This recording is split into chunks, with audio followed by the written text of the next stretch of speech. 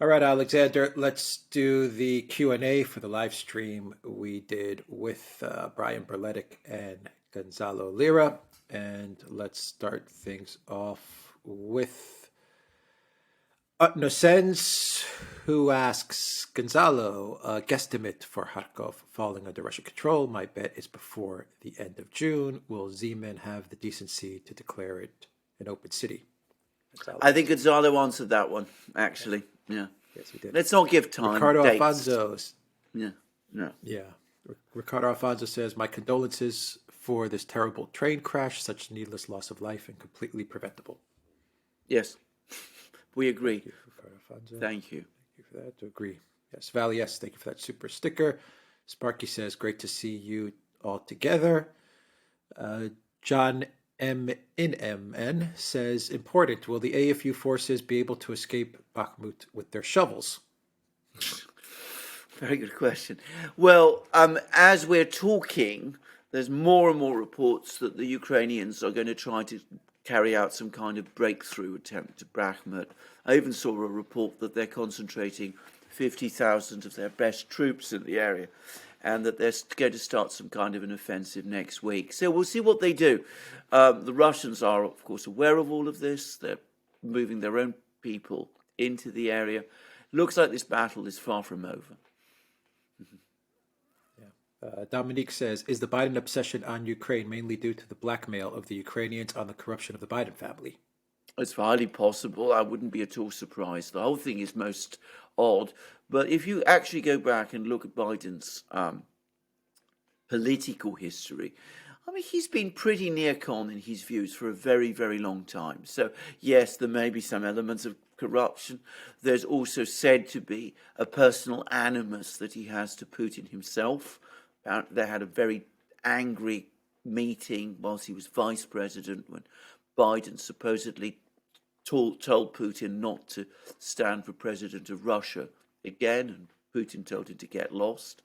And I've also heard stories, I don't know whether this is true, that Biden was very upset because he wasn't able to do the things in Russia that he was able to do in Ukraine, and the Russians weren't prepared to give him a cut in the same way that the Chinese do. So there may be all sorts of explanations, but quite possibly the one you've given is one of them. Angel Messenger, thank you for that super sticker. The Anakblis, thank you for that super chat. John Goodship says, assuming Russia wins the current battle, where is the next target of major significance? Kramatorsk. It's the short answer. I think that's a fairly clear one. There is alongside that a very important battle now developing for the town of Avdiivka, which is located close to Donetsk city, and the Russian Air Force is carrying out airstrikes against Ukrainian positions there, which they haven't done up to now in the war. But Kramatorsk is clearly the next big target. Bulakov says, Brian, I'm on your Patreon as well as here on Duran. I hit you with emails once a month. Prigozhin is worried he won't receive regular Russian army support and will be pushed back from Artemovsk. Are you Yes, worried? I know. Brian, well, there's been lots of talk about that. Latest reports say that he's now received the ammunition that he's been complaining about.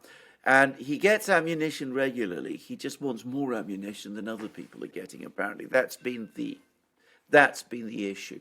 But there's also more and more reports that more and more Russian regular units are moving towards the area and are reinforcing his troops. In other words, both the Russians and the Ukrainians are concentrating troops in the Bakhmut area. Of course, the Russians have many, many more troops that they can bring to bear.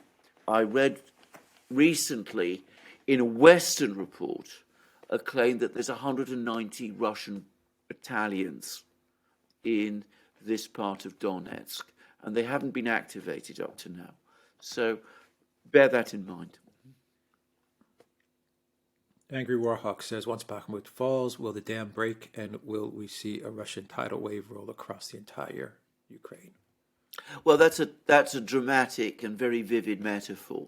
I don't think we should talk about tidal waves, but it could very well be that there will be a situation where the Russians can start unlocking the entire Ukrainian defense system in Donbass. Two people seem to think so. One is Shoigu, the Russian defense minister, who's just at a meeting of the Russian Defense Ministry's Collegium, said exactly that. And the other is none other than President Zelensky, who apparently agrees with him, because he said the same. He said if the Russians take Bakhmut, they can advance deep into our defences and threaten places like Kramatorsk. So, yes. And beyond Kramatorsk, just to repeat again, there is nothing standing in the way of the Russians. There's no fortified position, no city, no town, nothing between them and the Dnieper. Linda Pettit, thank you for that super chat. Ricardo Alfonso says sunk cost fallacy. Riceese says welcome back, Mr. Lira. And Elza says hello, gentlemen. You are the smartest. Do you think Zelensky is also calling Putin before he leaves his bunker to walk through Kiev like Biden did? Very good question. I don't know. Perhaps. It's not impossible. I mean, stranger things have happened, and it wouldn't entirely surprise me. I mean, I think it would be, if we have a situation like that, and I mean, the Russians would probably need to make a decision. I mean, do they want Zelensky alive and in Russian captivity? Do they want to take the risk that he might follow the example of another person who was in a bunker and in Berlin? Or do they think that he might get away anyway? I mean, I don't know what the Russians will decide. David Hart says, what will it take for the USA to have competent political leadership at the helm that can deal with the realities of the world rather than simply regurgitating stale tropes from the mid-20th century? There has to be a complete change in the US political system, by which I don't mean the constitution, I mean the political class. And that's going to be a massive undertaking, a very, very difficult undertaking, given that the political system today is self-reinforcing. I mean, you have the uniparty in control of Congress, you have the deep state, you have the media, all of them, as I said, interlock with each other. But the only way you can do that, you have to first of all gain control of the presidency through elected democratic methods, because that's the only way you can achieve legitimacy. And you need that legitimacy in order to challenge the rest of the system. And then once you gain control of the presidency, and hopefully Congress as well, you need to be single-minded and absolutely focused on bringing all those other parts of the system back into line and breaking their power as well. Now, unfortunately, that is what Trump failed to do when he was elected. And the Republicans in Congress, of course, weren't helping him at that time. But, that's what you would need to do. Bruce Seymour says, thank you, gentlemen, for disclosing the truth. Ricardo Alfonso says, from 2010 to 2022, Russia has been producing 125,000 artillery shells a month. From February 2022, they've been making 383,000 per month. I wonder where you get those numbers from. Those are very, very interesting numbers. I don't know what the numbers are. I'm going to make a guess, by the way, that the current number is a lot higher than 380,000. I reckon it's a lot higher than that. I'm not going to try and guess, but add another couple of 100,000 beyond that. US artillery production, for people to know, is currently just under 20,000 a month, and European Union artillery production, that's all across the European Union, is around 5,000 a month, for comparison. Costa 910 says, Gonzalo, Brian, and you too, thank you for your sanity that you share with us and me. Kosovo, je Serbia. Costa. Yeah. Kobe N says, Geopolitics University right here. Denise Cervantes, thank you for that awesome super sticker. Richard Wild says, shocking talk from the UK stating that we need to stand toe-to-toe with Ukraine and confront Russia. Is this just posturing, or will the UK boots enter Ukraine? Well, we can't send UK boots to Ukraine because our military was withering away slowly, steadily before the war began. And since the war, it's withered away much faster. We've given away most of our ammunition. We've given away most of our guns.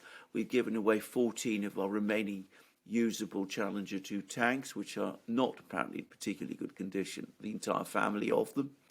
And we perhaps could cobble together a force of 25,000 men in about 5 years, according to a report. We're in no condition to send boots on the ground to Ukraine. I mean, that's a fantasy. Once upon a time, we could do that. We could send a task force to the Falklands. We could send significant forces to participate in the 2 invasions of Iraq. We're not in any condition to do that now.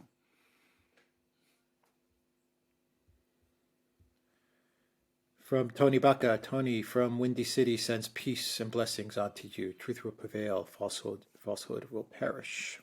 Yeah. Tony Sparky says, are you insinuating that they can't just order 155 millimeter shells from Amazon with a couple of clicks? Who would have thought it? How could they have known? Well, I mean, Sparky. You make a very good point. Leon Lawrence, thank you for that super sticker. Wendy Sheets, thank you for that super sticker. Jeffrey Rock says, if you promise not to punch me, we can live in peace. If you break that promise, my only sure way for peace is to end your ability to punch me. Western lies have slaughtered hundreds of thousands. I agree completely. I think that's entirely correct.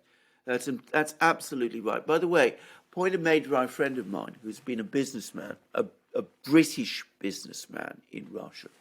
He said to me something which is absolutely true if you work with Russians in business contexts, as I have also done, which is that for Russians, even in the most corrupt periods of time in the 1990s, in a business deal, my word is my bond. If you say that you're going to do something, you will move heaven and earth in order to do it. You won't go back on your promise. For the Russians, going back on the promises that were made at the beginning of the 90s is something so abominable, so offensive, that it's difficult for them to compute and impossible for them to forgive.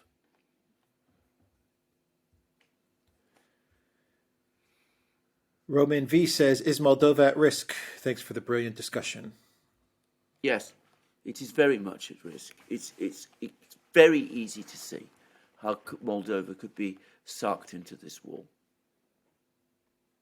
I mean, there are John some Goodship people says, who if China want supports Russian military...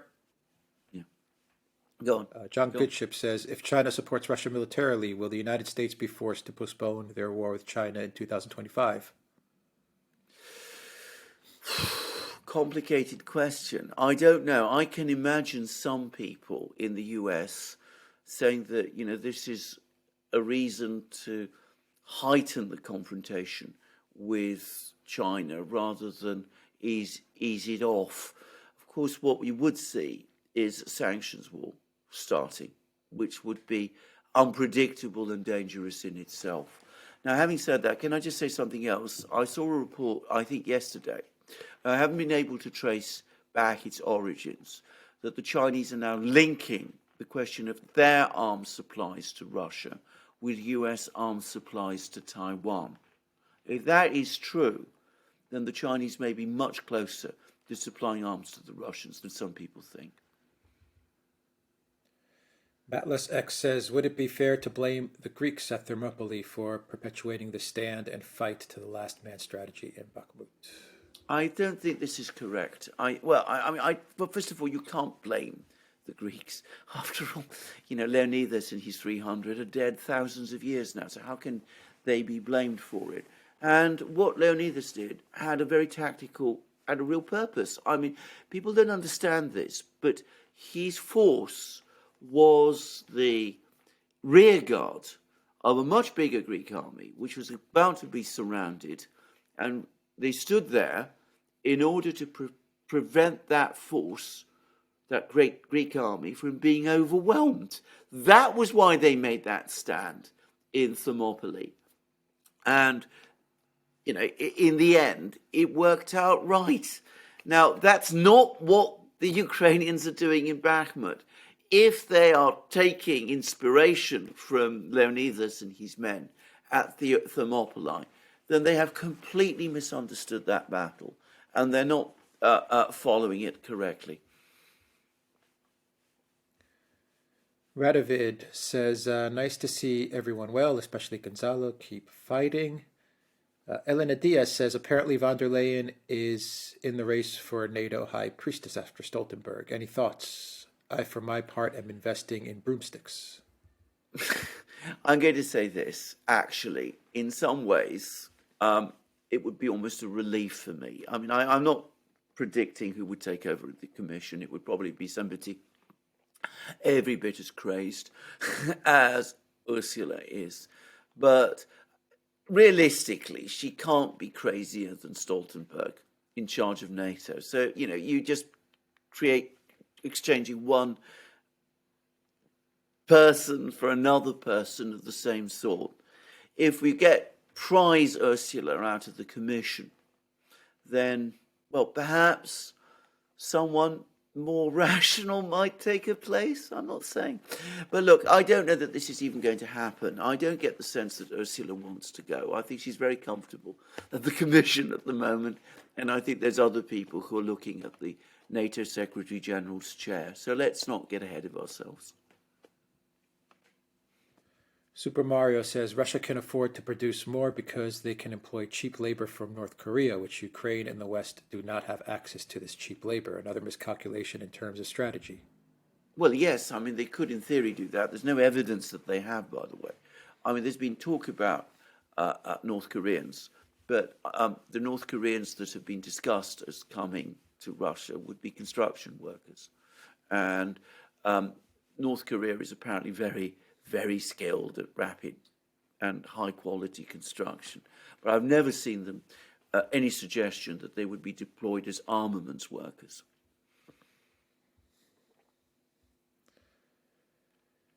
Fern Hallow says MSN propaganda sounding like Kaiser's troops using Belgian babies for bayonet practice. Yeah, a lot of it. I agree. Barefeet 200 said WEF and WHO are using the Ukraine war as a smokescreen while they sneak in their one world government. Well, if they are, then it's not playing out for them, because what we're seeing is that globalization is disintegrating. I mean, even Yellen, I noticed, was being put on the spot by people saying, look, the dollar is losing its hegemony, all kinds of other currencies are now operating. And they're not the currencies that, are associated with countries that you associate with the WF.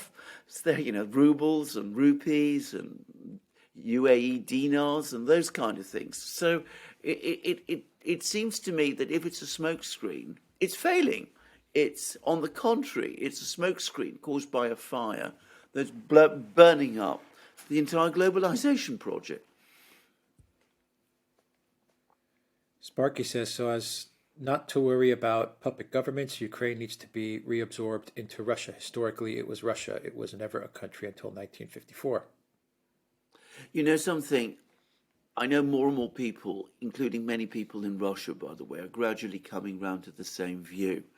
I don't know that this is the view of the Kremlin, however, but, some people are saying, look, this is always going to be a problematic area if it retains some kind of independence. Why not simply accept the reality that we're all Eastern Slavs, form an Eastern Slav Union, and we all used to rub along perfectly well together, and we can do so again. Maybe that is the outcome we're going to get. We'll see. Eileen Gibson, thank you for that super sticker. Jeffrey Rock says it's not absurd to imagine a pincer attack cutting off both sides in a counter-encirclement, but Russia's had a lot of practice in these kinds of wars. I doubt they'd let their flanks be that weak. Brian responded to that one, and I agree with that, actually. Mario Menes, thank you for that super sticker. Debow the Black Panther says voices like the Duran, Brian, Colonel McGregor, Scott Ritter, and others are punching through the West propaganda and lies. More and more citizens around the world are feeling empathetic towards Russia. I'm ashamed of my country. Well, as I said, don't be ashamed of your country. Be angry with your political class who've led your country into all sorts of difficult positions. But in all other respects, I agree with you.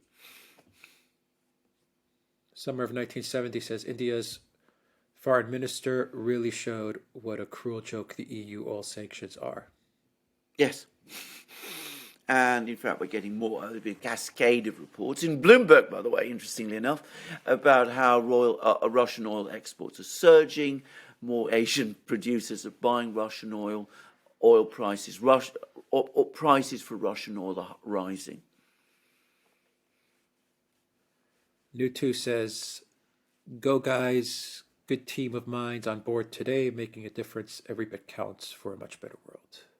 Yes, thank you for that. Mario Menes, thank you for that super sticker. Ricardo Alfonso says, the U.S. will say Russia has been weakened, mission accomplished, next war, and everyone will swallow it and focus on China. Not unlikely at all. Yov Bressler, thank you for that super chat. Orange Proximity says Russia ran out of ammo last year and is now firing washing machines. Good to see you all. Absolutely correct. That. I mean, I was reading Ben Hodges, a tweet by Ben Hodges that's been circulating, which he published at the start of March last year, in which he said that the Russians would run out of everything by the 10th of March 2022. Just saying. Stefan Walter says, my 11th day quitting smoking cigarettes. Oh, well done. Congratulations. I know that's tough. Sam K says, CNN has had a general on to say that the Ukrainians should abandon Bakhmut, so even corporate news admits the loss is inevitable. Yes, I agree with that. But of course, the Ukrainians are not following that advice. Paul Walker says, will Shoigu's PMCs go to Syria or Ukraine? Well, the PMCs are already in Syria and Ukraine. Akshay says, gentlemen, we have spoken at length on how the West planned Ukraine debacle for a decade, but it seems Russia trumped the West in military preparedness. Yes, I mean, that's how it looks. Tyler Durden says, what's the plan for Ukraine if there will be one after the war? I don't know. I think that the Russians themselves are, changing their views about this almost every day as developments proceed. I think at the beginning, as I said, Putin very much wanted to do a deal with Zelensky. I think he realizes that's impossible. I don't think that the Russians have yet come to a consensus view about what the final settlement in Ukraine is going to be. Rudolph von Racco says, it's an artillery war and Russia has the real artillery wonder weapon, penicillin. It's 10 years ahead of anything the West has. Penicillin wins wars. Yes, this is some kind of a device that's been appearing at great numbers over the last few weeks and months, which is some kind of device to track where artillery is firing from. I'm not going to pretend I understand it, but many people are saying that it has been a game changer in the war, and it's enabled the Russians to suppress Ukrainian artillery very effectively. Big Brother says, psychologically, how can citizens in Ukraine be so emasculated? How can they allow a dysfunctional regime to hold them hostage? Well, I think the problem here is that we're talking about a complex history. I mean, before the Habsburg Empire collapsed, apparently a lot of people in this part of Ukraine, Galicia, were actually quite pro-Russian. But over the decades, they became radicalized. They became radicalized by the Bandera movement in the interwar period. I think that Soviet actions against the local church, the Uniate Church, probably intensified all of this. And I think people are also much more conservative, or were much more conservative and strongly anti-communist there. And I think that shaped their attitude to Russia and, Russians generally. So there's a long history of this, stretching back quite a long distance. And I don't think it's entirely surprising. I think it has led Western Ukraine, alongside the rest of Ukraine, into a disastrous cul-de-sac, as we're now seeing. John M. in MN says, what were your initial thoughts when you found out that the Fourth Circuit in VA, much to the chagrin of the French and Swiss, upheld a lower court decision and allowed cheese outside those countries be labeled Gruyere? Gruyere, absolutely. It's going to be a big Gruyere. case. It's Gruyere. It's going to be an enormous case. Of course, this is something that goes totally contrary to EU and French traditions, which is that cheese is named after it. Products are named after their locality. So the only cheese that you can call Gruyere is Swiss cheese made in a particular region according to particular rules. And so this is going to be a big legal case, major precedent, and we'll see whether it's applied universally. But you're quite right, the EU, the French, the Swiss will all be very, very upset by this. Ricardo Alfonso says, "'Tis but a scratch, the Black Knight." Correct. Marcos 588 says, my friend and analyst said the difference between Kherson and Kharkiv versus Bakhmut is the West's obsession with celebrating symbolic victories over the real ones. Most Westerners live in a perpetual state of denial and delusion. Absolutely. I mean, if Ukraine loses Bakhmut, understand this, Ukraine will have suffered far heavier losses defending Bakhmut than, it's not even, the comparison doesn't even exist. Bakhmut has been defended by Ukraine, and Ukraine has sacrificed thousands, tens of thousands of soldiers defending Ukraine, Bakhmut, which the Russians did not do either in Kharkiv or in Kherson.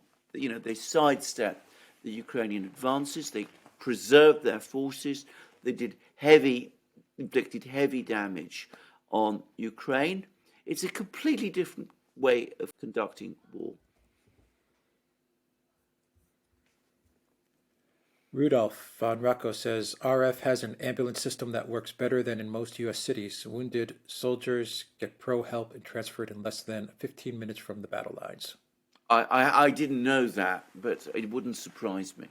I have to say that having been someone who actually had an accident in Russia, I was very, very impressed by how rapidly and quickly, I was patched together again. David Hart said, that's the SOP of the U.S. Destroy people's lives, destroy the infrastructure, damage people beyond repair, and take no responsibility for it at all. No reparations, no remorse, rinse and repeat. Yes, I think we mentioned this comment in the live stream itself, but I'm afraid I agree. Joseph says, the deep state leaves death and destruction everywhere it goes. Libya, Syria, Iraq, Afghanistan, and Ukraine. Mission accomplished. They fattened their bank accounts and culled the population.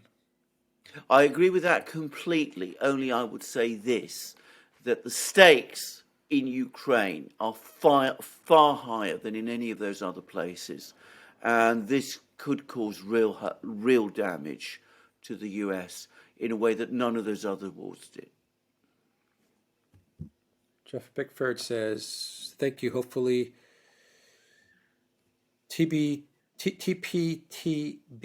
will go down the de-escalation escalator. The American public is still reading propaganda and most seem to have no comprehension of what's going on.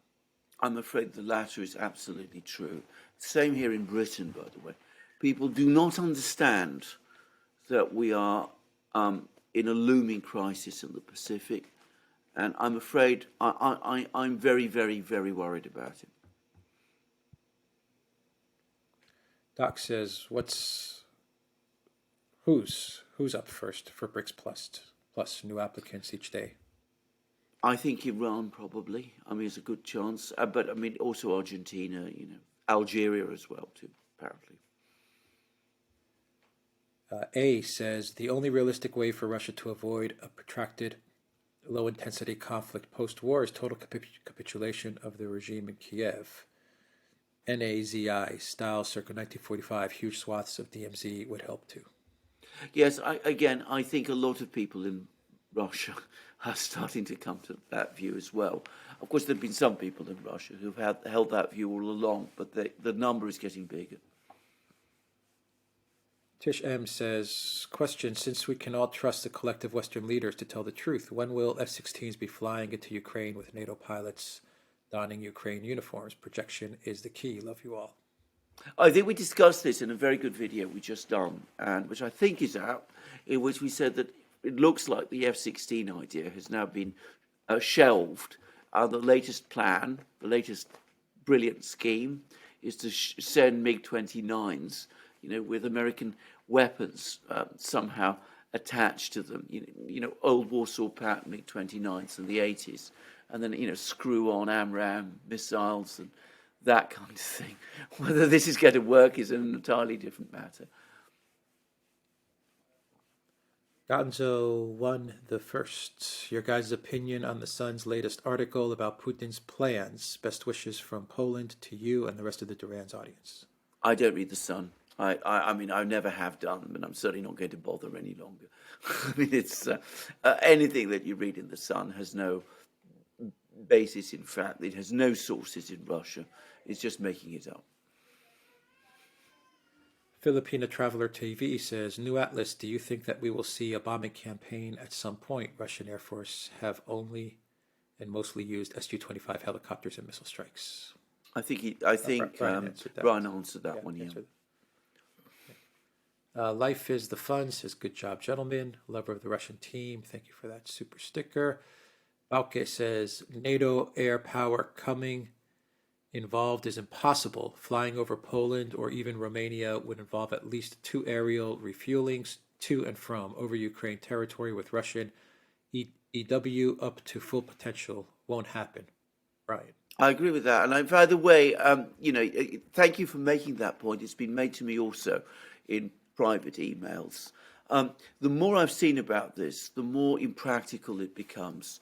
And I've also read a piece that somebody also sent to me about the sheer implausibility of a major Western intervention in this war.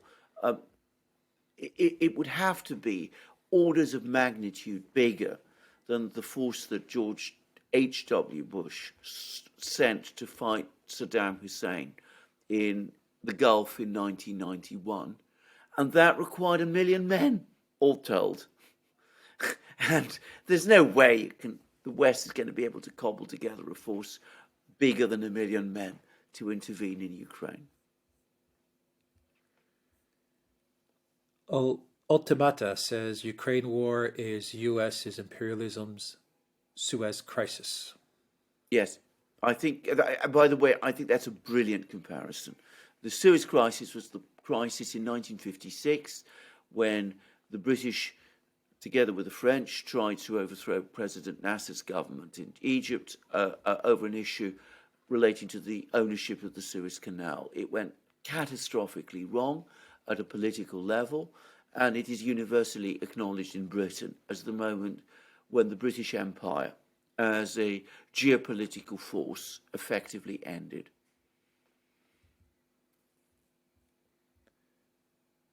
The Kiefer 522 says Russia has hypersonic missiles. In theory, is it possible that they have developed hypersonic anti-ballistic missiles also? Just curious on your opinion of such a possibility. It's not hypothetical at all. The Russians say they have done. Now, of course, we don't know anything much about this, but there are 2 new Russian air defense systems coming into service, the S-500 and the S-550. We don't quite understand the differences, but apparently they are capable of shooting down hypersonic missiles, or so the Russians say.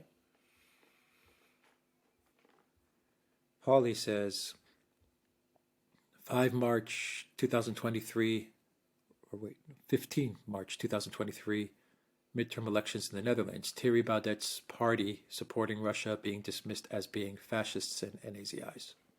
What a change. How new. I wish people would come up with something new. Yeah. V-Plan, thank you for that super sticker. Gustav, thank you for that super sticker. Gomad5150, thank you for that super sticker. Paul Martinson, thank you for that super sticker. Res Pergu, thank you for that super sticker. Elena Diaz says, in a war between East and West, who will Turkey and India go with? They will try to maintain independence. They will try to maintain their own independent positions. And they will try to do everything they possibly can to prevent a war like that happening, because they know that such a war would put in jeopardy the future of humankind.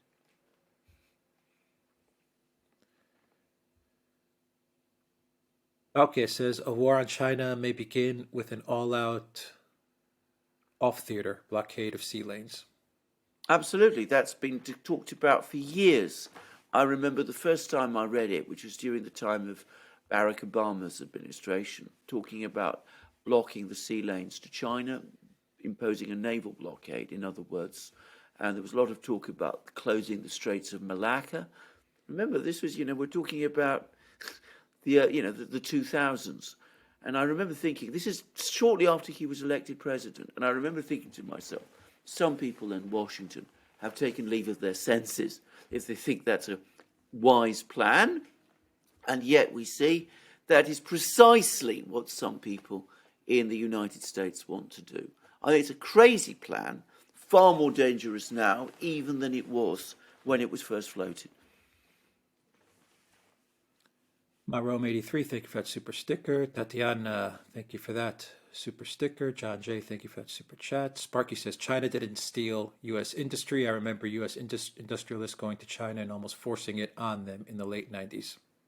I remember that too, absolutely. There was a rush. I mean, it was obviously the Chinese, were happy to have them. They opened the door. They did everything they could to attract these people. But the fact was, US industrialists of that period and US businesses of that period, and I made the decision to relocate a lot of their production in China and set up the supply chains there and transfer the technology and did all of those things. And I remember all sorts of people in the West at that time, Will Hutton, for example, major economic commentator here in Britain, say this is fine. Didn't matter because the US owned the companies that were producing all of these things. It meant that China was actually becoming an economic province of the US. Well, events have shown otherwise. J.C. Neal says, peace and love from Portugal, Oregon. Love you all. Thank you. J.C. Neal. Paulo Haro, thank you for that super sticker. Level 42, thank you for that super sticker. Paul Dorofeyev says, Rome's fall, the empire had a tax problem, labor shortage, bloated military, and population decline. This led to monetary debasement to fill the gap. We import people, but the rest is playing out. Exactly correct. You're very, very right. You're obviously somebody who's familiar with Roman history. Tishem says, question, ain't it rich EU countries going on a war footing as they take on loans to do so, and without cheap Russian energy and Chinese electronics? Just how far do these maniacs believe they'll get? You put your finger on it. I mean, I am at a loss to understand the thinking any longer. I mean, it seems that we are going ever up this escalator, and some people want us to, even though all the problems that you've highlighted are real. They're not just real, they're insuperable. David Hart says, if the Europe, South Korea, and Japan would grow a spine and just say no to the U.S., then the Americans would be forced to rethink their hegemonic ideas. The U.S. cannot defeat the entire world. You know something? If they were real friends of the U.S., that's exactly what they would do.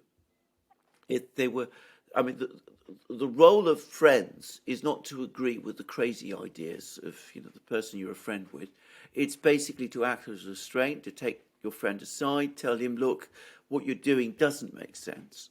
And if they behave like that, we would actually have a real possibility of a successful and good American government focusing instead its energies on improving the lives of the American people, which would be better for everybody. Unfortunately, that's not what the Europeans and the Japanese are doing. And I can't speak for the Japanese because I know much less about Japanese politics, but I get the sense that, on the contrary, the Europeans are egging the Americans on in these crazy plans, not all of them, but some of the current European leaders, because they are worried that unless they do, the US will go away, will leave them, and then, of course, they will be left hanging out to dry. And it's an absolutely destructive, disastrous situation, but it's the one we're in. Neurosurgery Highland says EU and US officials may be diluted, but the wars will allow the monetary reform and US 2030 agenda to solidify and crystallize. Who benefits? I don't believe that. I know that is a widely held view. I don't actually think that. I think what is much more likely to happen is that it will ultimately overwhelm the 2030 agenda and all those things. Again, I always say this, if you sow the storm, you reap the whirlwind. You may think you can ride the whirlwind, but you can't. Nobody ever can. It will blow you away. Zariel says, nothing the USA has touched recently has turned out good for them or anyone else in the world. Again, I called it the Bidas touch. Turns to Bidas touch. Brilliant. That's wonderful. Zariel, thank you for joining us, by the way, and you're absolutely right. I mean, you would have thought by now some people would have learnt that lesson, but no, they just want to carry on exactly as before. I read Robert Kagan's pieces, and I wonder sometimes, is he aware of any of the damage that he's done? No, because he always repeats, whatever crisis we have, the same talking points.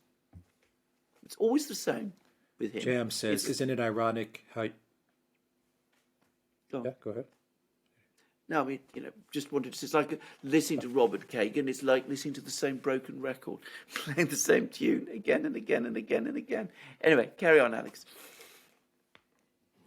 Jam says, isn't it ironic how Ukraine's main supporters, the US and the UK, have comedians that would make better leaders of their countries like Dorr and Russell? Very good. Vicious attack on Russell, by the way, today in the Guardian. Unsurprising. Elena Diaz says, many Soviet-time monuments in memory of World War II soldiers have been demolished. How would Russia react if Treptow Park was demolished? That would be a sad day, but with Baerbock, who knows? Well, absolutely. If it had happened, it would be an enormous event. I mean, I've been to there. I've been to Treptow Park, and I've seen huge numbers of Russians there. It's an important place. It's a very important symbolic place for them.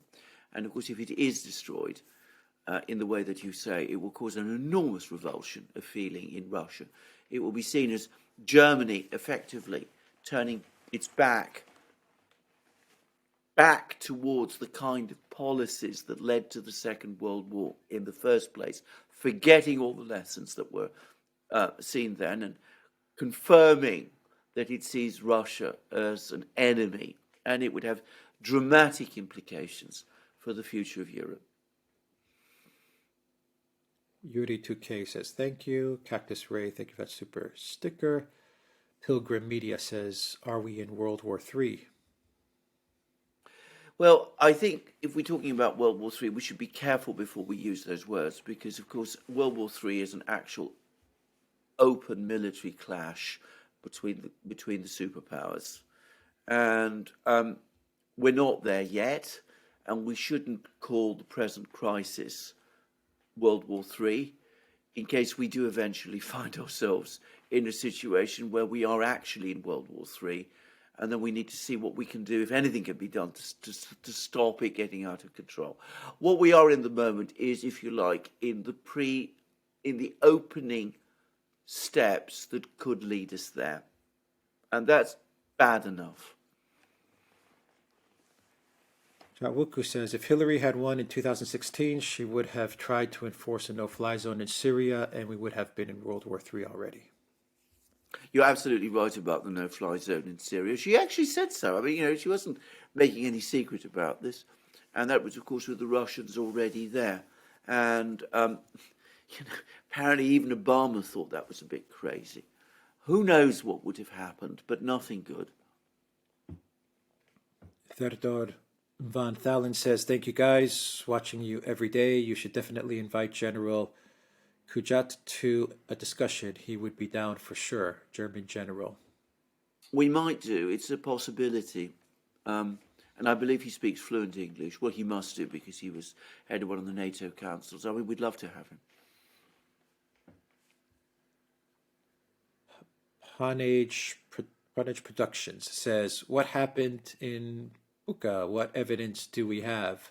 Was it Russians or Ukrainians? Love all your shows. I think that actually there isn't very much mystery about this. I mean, I'm not going to say that there weren't some bad things done, war crimes committed by some people, and I'm not going to investigate that. But the great majority of civilians who were killed there and whose bodies were found were killed as a result of artillery fire. And in other words, they weren't picked out for killing individually. It was not that kind of an event. And that's apparently been confirmed by forensic examinations. And I'm taking this information from, of all places, The Guardian. I mean, that was what The Guardian was reporting. So I don't see any reason to go behind that. The whole narrative, it seems to me, has fallen apart and fell apart quite a long time ago, if The Guardian story is to be believed. And I don't see any reason why I would not believe it. Sigrid Natalia says, removing Biden gives the U.S. excuse to leave war and dump EU. What are the chances of that happening? I think it's not impossible at all, actually. I think that I'm not predicting that it will happen. But, I mean, first of all, just see pictures of Biden at the moment. I mean, he's looking increasingly angry. He's barely in control of himself now, more and more. He's making increasingly erratic and strange decisions, or so it seems to me. And there's murmurings against him, which, one can sense from the Democrats. Apparently they don't want him to stand again, even though he's insisting on doing it. So I don't personally find it difficult to imagine that sometime, perhaps as these investigations into his behaviour and that of his son escalate, that somebody will come along and tell him, Joe, it's time to go. Who knows? And then, of course, that might open a way to shift policy. He's so identified with the policy over Ukraine that, it's not impossible to do that. It might be easier to do that once he's gone. But don't expect it. There are people who want the war to continue, and then independently of Biden himself, he is not the only or even the most important decision maker. E-Man says, Brian, in your opinion, how much hardware has Russia kept under wraps and not yet deployed, both current stocks and new tech? Who knows? I mean, I speak for Brian now, but I don't think any of us can answer that question, because the Russian Ministry of Defense is not going to divulge that kind of information to us by definition. Denitsa, thank you for that super chat. How exactly do the Ukrainians who fled to Europe imagine things? In one case, Europe goes to war with Russia on the territory of Ukraine and destroys it. In the other, it expands throughout Europe. Then how far will they flee Argentina? Well, I hope we don't get into... I mean, I don't think the Russians have any plans to conquer Europe. I think this has been a fantasy that people have been peddling since the Napoleonic Wars, and Nothing the Russians have ever done suggests that they have those kind of plans. So I don't think that's going to happen. What those people thought when they came to Europe, I'm going to tell you straight away what they thought. That the streets of Europe are paved with gold. That's the legend. I think Alex has met these people from Ukraine and listened to their views about, the wonders that life in the European Union would bring them. And there's still many Ukrainians who believe those stories. And many Georgians now. Many Georgians, yeah. Daith O'Dowd says, can China use Russia as a proxy against the U.S.? Well, they're now talking about doing it. I mean, if it is indeed the case, and I think it's probably true, that a Chinese official has now made a direct analogy between American arms sales to Taiwan and Chinese arms sales to Russia, then yes, they might do precisely that. I can see why they might want to do it. Mark Hewitt said, would you compare Bakhmut to Dien Bien Phu or Verdun or both? I answered that over the course of the live stream. Soberano, Brazil, thank you for that super chat. Mr. Steve VC says, joke of the day.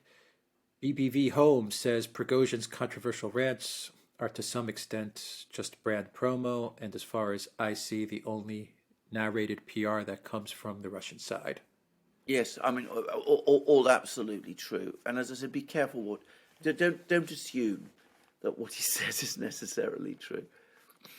He's a clever man. I think he's... Virgo, That's all. I mean, I said he's a clever man, Virgo Atheist, thank you for that super chat. Ricardo Alfonso says, so now NATO will bomb Ukraine. Yeah, absolutely. I mean, I think we discussed that in the channel. Bernard Murphy. Bernard Murphy, thank you for that super sticker. Level 42 says, wow, they saved. Orange Proximity says, that's the closest to the truth that the U.S. government and NYT have been in ages. Yeah, absolutely. A pro-Ukrainian group. Yeah. MetaMax, 1970, thank you for that super sticker. Sabrina Liston says, great lineup, thank you. Doc says, NATO self-report. Thank you for that. MNP1 says, love from Texas. Can I buy Alex a coffee? Thank you for that, MNP.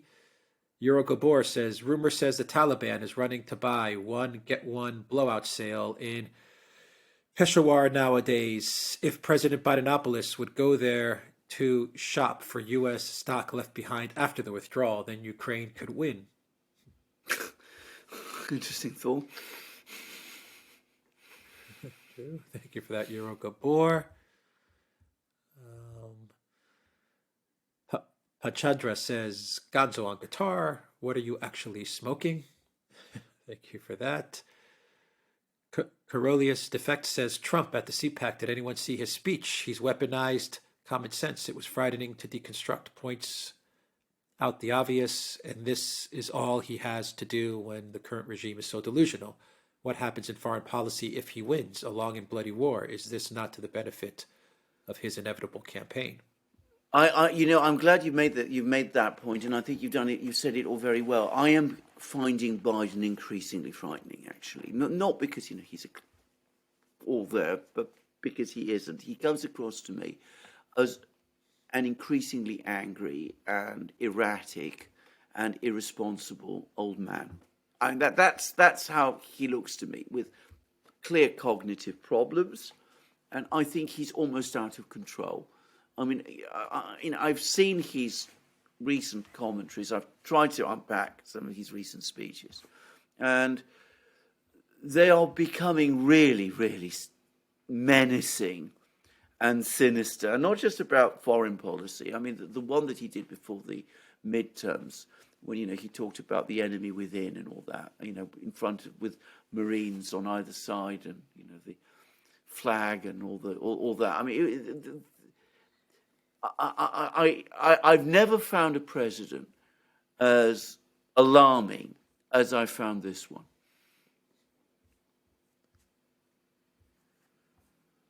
Jentifer says, Trump is the only person who will stop the nuclear showdown. He said it at CPAC that he would end the war very quick. There has never been a statement that Trump has said that hasn't come true. Well, he said many things that unfortunately didn't come true. But on this one, I think that is right. If he does become president, he's the one person who has spoken right the way, almost in the beginning, about this thing having taken all leave of sense. And he's the best chance, in my opinion, to bring this runaway train to a stop. Jentifer says, even the lefty Noam Chomsky admitted that Trump is the only world leader talking about peace. Thank you, Duran, for never trashing my beloved Trump.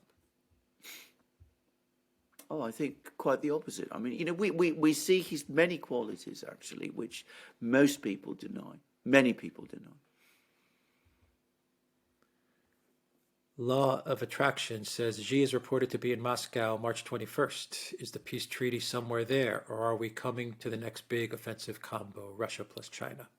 Who knows? I've heard the same date, by the way, the 21st of March. So we'll see whether he does go. And it's a big event. He's just been reinstalled as Chinese president for the third term. So his first foreign trip is to Moscow, and he's going to meet Putin. And that's interesting in itself. And there's definitely going to be discussions and agreements between the two men, and we'll see what comes. But, a defense agreement of some kind, many people are talking about it. I don't personally think it will be something as straightforward as that, but it might amount to the same thing, whatever it is that they do agree to. Al-Gnaki says, ethnic and faith conflicts run deep. Thank you all for this window of clarity. Thank you. And from Stephen Walter, at the end of the day, how can we know that this is not just all planned? Destroy the West, freedom, and embrace. Way reset to rebuild better. Well, as I said, we can't know that. I mean, all kinds of things go on behind the scenes, which we are not party to. We can only look at this from the outside. But we can say two things. Whether it was planned or not, what is happening is counterproductive and irrational. If it is planned, it is even more counterproductive and even more irrational. And the people who are planning and doing this thing are sowing the seeds, not just of the West's destruction, but of their own. K-Max says, Brian, assuming no diplomatic solution, how would you define a Russian victory? What would need to happen for Russia to achieve that? I'm a big fan of all your channels. Thank you for all your hard work and dedication. Well, again, I'm not Brian, but I will answer this. I'm not necessarily saying that, I'm speaking to a full Brian. But I think that a definition of a Russian victory would be when the objectives that President Putin set out when he ordered the SMO, the freedom for the Donbass, which is now, of course, going to be incorporated in Russia, also Kherson and Zaporozhye region incorporated into Russia, and denazification and demilitarization of Ukraine, when all of those objectives are achieved. Now, the last two, it seems to me, cannot now be achieved with the present political grouping in Kiev still in place. So I think there has to be some kind of reorganization of political power in Kiev. Zariel says, if the USA doesn't blame UA, NATO is done.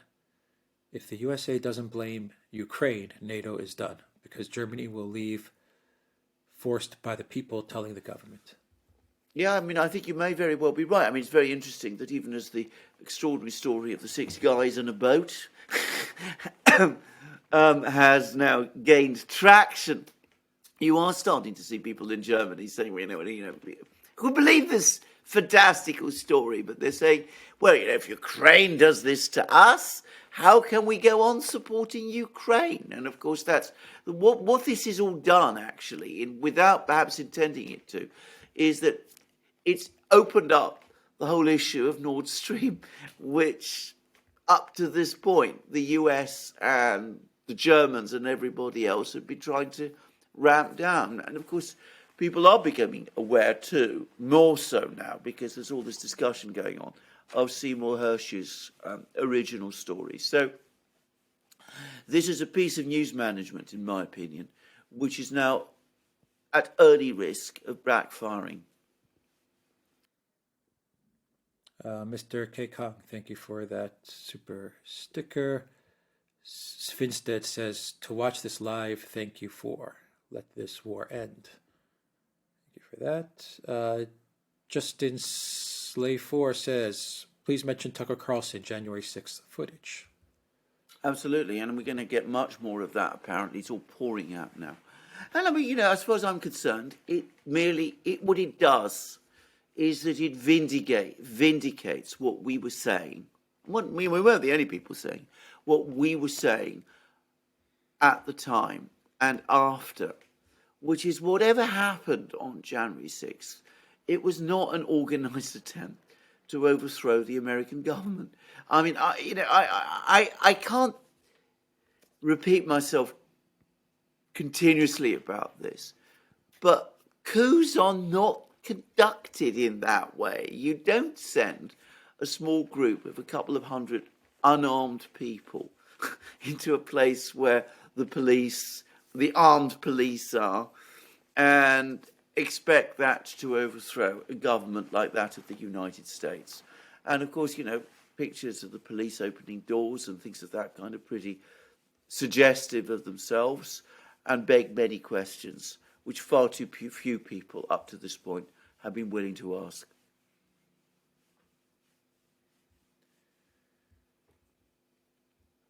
From Denitsa Ivanova, I asked my question because these same people are used mainly to protest for more military support from Europe. They were organized again recently. Oh, I'm sure you're right. You mean the other side, the sort of Antifa and all that. Yeah, absolutely. I mean, I'm sure that is true. There's been I have to say, in Europe itself, at least not in Britain, I've never seen any protest in Britain coming along and saying we must arm Ukraine. The time when there was the initial Russian advance into Ukraine, there was some protests against the Russian invasion.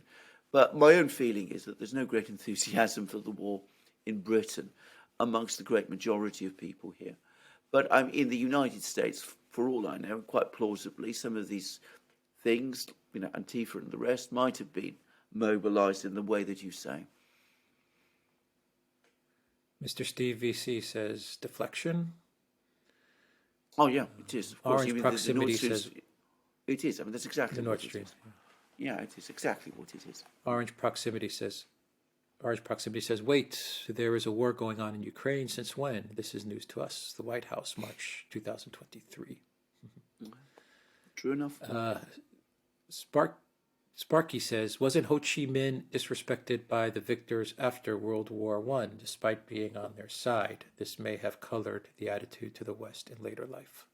Absolutely, it did. You're quite correct. I mean, by the way, he's a very interesting man with a very, very long political history, extending way back before, Mao Zedong became important in China, which is one reason, by the way, why relations between Ho Chi Minh and Mao Zedong were never apparently very easy. But anyway, there we go. You're quite right. He was disrespected by the West at the end of World War I, and certainly very much more so at the end of World War II. Sage and Fool says, I believe war is a direct consequence of financial concerns. I keep hearing China's economy is set to grow. China's economy is in free fall. Can you get to the bottom of this question? No, I don't think it is in free fall. It has many, many financial problems. I mean, that is no question. But it is not in free fall. This is, if I may say so, wishful thinking of some people And I've been reading articles about the Chinese economy being on the brink of collapse or in free fall, going all the way back to 1999. I remember reading then the first article that made that claim, that this was a house of cards that was about to implode. No, it's got problems. It's got problems in its housing market, in mortgage markets. It's overinvested in infrastructure. I've said this many times. But the industrial base remains enormous, and the savings base remains enormous as well, and it's not going to collapse tomorrow. In my opinion, I've said this many times, I think we said it on the Duran, China's biggest problem is not economic, it's demographic. They persisted with their one China policy for far too long, and, well, that's caused a whole lot of problems for them, which are now manifesting themselves. Walter Washington says, did Judith Miller write that article? In reference to the New York Times Nord Stream article. Very probably. Surely she ghosted it, if nothing else. Joseph said, can the deep state do anything but lie? They betrayed the military in Afghanistan. Do they know how many vets are rooted for Putin? The American servicemen have zero trust in leadership now. I'm sure that's true. I mean, I don't speak to... Yeah, I'm sure that's true, yeah. Go on. And Bauke says, the conclusion would be now that the U.S. is not opposed to rebuilding the Nord Stream pipelines, which begs the question, did Schultz give Biden his red lines? Who knows? I mean, I don't know. Nobody knows what Biden and Schultz said to each other. I mean, I'm sure they said all sorts of very interesting things. It's been very interesting to have been a fly on the wall of that particular conversation. But Nord Stream was surely discussed. Peter Bray says, I think the West has a big problem with disassociating with Ukraine. So much media investment has made it impossible. I've said, we discussed that during the program. I agree. And that is everything. Thank you, Excellent. everybody, very much for the questions. Thank you for an outstanding live stream.